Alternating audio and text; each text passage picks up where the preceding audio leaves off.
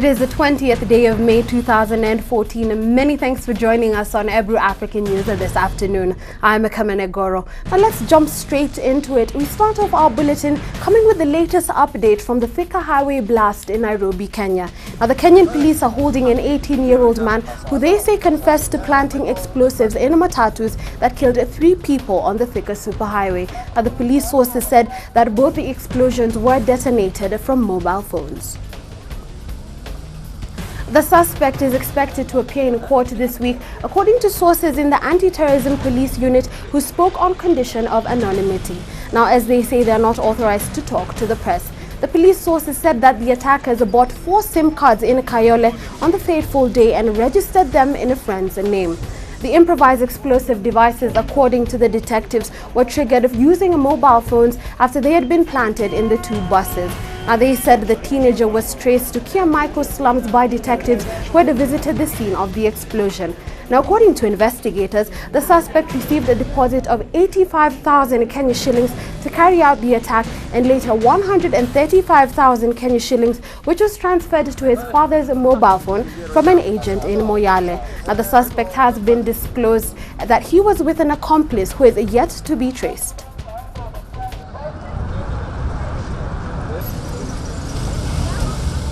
Moving to matters in North Africa, Saudi Arabia announced on Monday that it has temporarily shut down its embassy in the Libyan capital of Tripoli and pulled out all of its staff due to security concerns. Now, the Saudi ambassador to Libya, Mohammed Mahmoud Al-Ali, said in a statement that its embassy in Tripoli would be reopened when the situation stabilizes in the Libyan capital. Security in Libya has deteriorated and at least 8 foreign diplomats have been abducted in Libya this year by militants seeking to exchange hostages for fighters detained overseas. Saudi Arabia closed its embassy and consulate in the Libyan capital and withdrew all of its diplomatic staff on Monday due to security concerns. Algeria sent on Friday a team of special forces to evacuate its ambassador and embassy staff from Libya after a militant threat to its embassy. Libya has suffered a series of attacks on its leaders and foreign diplomats in the increasingly lawless North African country 3 years after NATO-backed rebels ended Muammar Gaddafi's 4-decade dictatorship. The situation has descended into chaos since Friday when a rogue general launched an offensive against militants in the eastern city of Benghazi, cradle of the 2011 uprising. On Sunday, heavily armed gunmen stormed Libya's parliament demanding its suspension and claiming loyalty to a renegade army general who has vowed to purge the country of militants. Gunfire erupted across Tripoli, where rival militias clashed in some of the worst violence in the city since the end of the 2011 war against Muammar Gaddafi.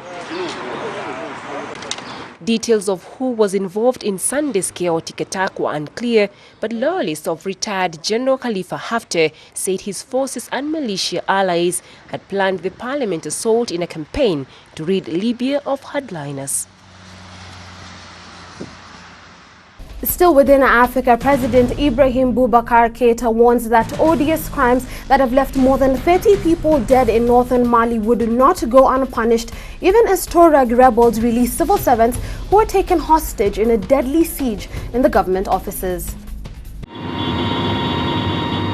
The release of the hostages came as 1,500 Malian troops poured into the town of Kidal, sent to restore government control in the basin of Mali's Tuareg separatist movement, 1,500 kilometers northeast of the capital.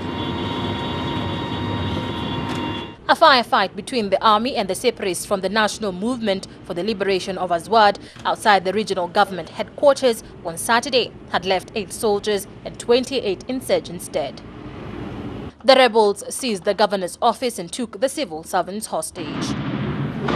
The Malian government has blamed the clashes on Tuareg separatists, but the Prime Minister Moussa Mara said the Islamist militants had taken advantage of the crisis to participate in chaos alongside other terrorist groups. The country descended into crisis in January 2012 when the National Movement for the Liberation of Azawad launched the latest in a string of Tuareg insurgencies in the north. A subsequent coup in Bamako led to chaos, and militants linked to the Al-Qaeda overpowered the Tuareg to seize control of Mali's northern half. French-led military occupation launched in January 2013 ousted the extremists, but irregular attacks have continued, and the Tuaregs' demand for autonomy has not been reached. In West Africa, police have foiled a second suicide car bomb attack in Kano after a blast ripped through a busy entertainment spot in Nigeria's second biggest city, killing 4 people. Now, the authorities said it was too early to say who was behind the first blast in Sabon Gari district, which has previously been targeted by Boko Haram militants. Local government elections were held in Kano on Saturday and saw the main opposition party rout the ruling party of President Goodluck Jonathan. The scene of the blast on Middle Road was cordoned off behind yellow tape, with dozens of armed police and soldiers on guard and allowing only local residents back home. The security situation around the area is still fluid. Presently, the affected location is an active crime scene and a military operational area. Forensic specialists were seen working at the scene, gathering together the fragments of the Volkswagen Golf car thought to have been used in the attack. Detectives were combing the scorched and blood-stained ground, which was littered with broken plastic chairs and tables from the many roadside bars and restaurants in the popular area. Any organization wishing to visit Chibok or any other area should please approach the appropriate authorities for guidance and advice in the interest of their safety and protection. Last July, a series of explosions rocked Sabon Gari, killing 12 with outdoor bars the apparent target. The military at the time blamed Boko Haram. Right now I'm going to Kano and I'm even close to where the bomb explosion is. And I used to enter there.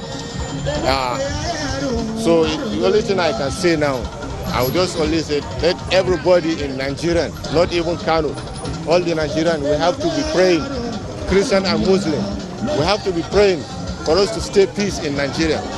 Northern Nigeria has been hit by 5 years of increasingly bloody attacks at the hands of Boko Haram and a mounting civilian death toll. In matters democracy, Malawians will go to the polls today in an election that will see 11 candidates vying to unseat President Joyce Banda, Southern Africa's first female head of state who came to power 2 years ago.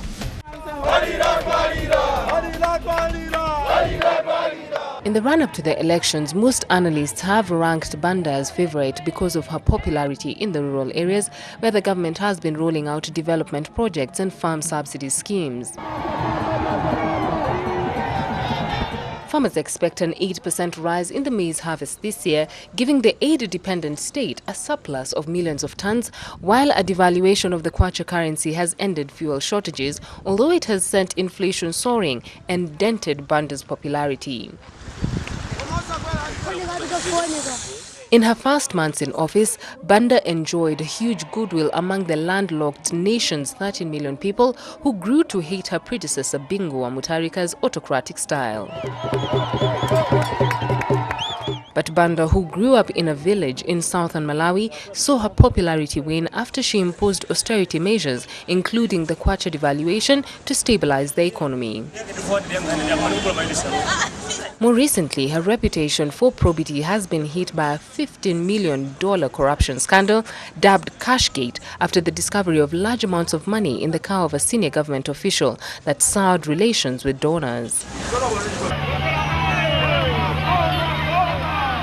Banda's main challenge is from Lazarus Chakwera, a conservative evangelical pastor who retired from the church last year to take the helm of the Malawi Congress Party, the former British colony's first ruling party. Mutharika's younger brother Peter is also running as the head of the Democratic Progressive Party, as is Utupele Muluzi, the son of former President Bakili Muluzi. Allegations of vote-rigging plots have been rife, although Banda has rejected them. Malawi-based diplomats say the problem does not appear as big as Banda's challengers make it out to be.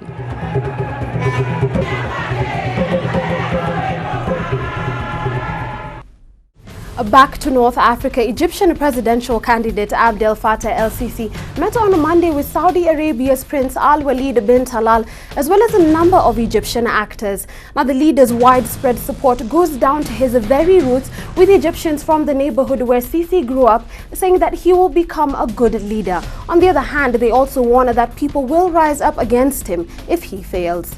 In the narrow, bustling streets of Cairo's ancient Gamaliel neighborhood, Abdel Fattah el-Sisi is a hometown hero. His supporters see him as a savior who can end the political turmoil dogging the country since the popular uprising ended Hosni Mubarak's rule in 2011. They point to the humble beginnings of the man now on the verge of becoming Egypt's next head of state. A local barber says Sisi is just what the country needs. What we need now is a leader, a military man, because that is who would rule the country well. Nothing but a military man will do. Did we get rid of Mercy just to bring in another man like him? That doesn't work. What we need is the man who rescued the country. The man who truly rescued the country when it was drowning is Abdel Fattah el-Sisi. But even his supporters worry that Egyptian voters could turn on him if he doesn't quickly improve their lot. The Egyptian people are now aware. They have risen up against two leaders and brought them down. They could rise up against you, Sisi, for the third time if you don't go down the right path. Sisi played a prominent role in the interim government following the ouster of President Mohamed Morsi. Rights activists say the last 10 months have been characterized by severe abuses by the security forces and restrictions on free expression. Supporters see it the other way, that the man who ousted Morsi rescued the nation from a cult of religious extremists who hijacked the 2011 revolution. We wrap up our bulletin in Asia, where Thailand's army declared martial law to restore order after 6 months of anti-government protests that have left the country without a proper functioning government. On the other hand, government supporters and some analysts are slamming the army's move as a coup d'etat, even as the military insists that it's merely restoring a peace and order for people from all sides in the country's ongoing political crisis. The Thai army makes it clear it's in charge of security. It's a sight that will become more commonplace now the army's imposed martial law.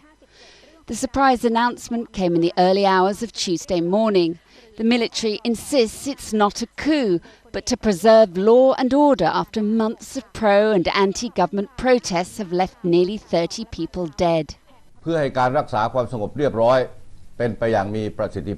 To maintain peace and order and bring back peace into all groups and all sides as soon as possible, I used Law Section 2 and 4 on Martial Law 2457 to announce martial law all over Thailand. The law comes with sweeping powers. The caretaker administration was not told of the decision. The army secured television stations like these and told 10 satellite channels, including ones run by rival political groups, to stop broadcasting to prevent the distortion of news. Troops can also be seen stationed outside the Government Security Command Centre, which oversaw the authorities' response to the long-running political crisis. But now the military's ordered that it be dissolved, and all government agency chiefs have been told to report to the army. Soldiers have also taken steps to stop pro- and anti-government protesters from gathering. They've been told not to march anywhere to prevent clashes. The streets are calm for now, but the deadlock between government supporters and opponents has got worse since a court ordered Prime Minister Yingluck Shinawat's removal earlier this month for abuse of power. The dramatic step to impose martial law could add fuel to the fire, especially if protesters see it as tantamount to a coup. That story wraps up our bulletin for you this afternoon. Join Michelle Morgan at 8:30 p.m. for more comprehensive outlook on what's transpiring in our worlds today. I'm Kamene, Goro, and from the entire Ebru Africa team, many thanks for your absolutely scintillating company, and do have yourself one splendid afternoon.